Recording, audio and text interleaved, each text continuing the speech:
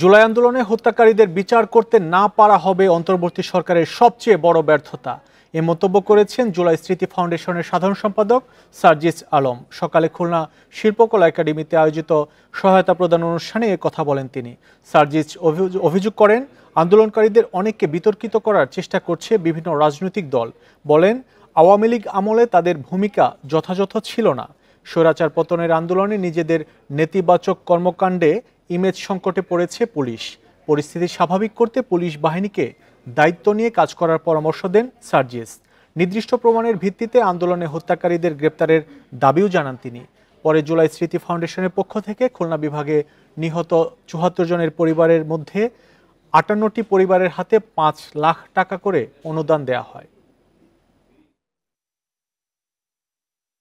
যারা অবৈধ অস্ত্র নিয়ে খুনি হাসিনার সাপ্লাই করা অবৈধ অস্ত্রগুলো দিয়ে আমার ভাই বোনদেরকে হত্যা করেছে, তাদের বিচার করা, এই প্ল্যাটফর্মগুলোর এই অন্তর্বর্তীকালীন যে সরকার, তাদের সবচেয়ে বড় দায়।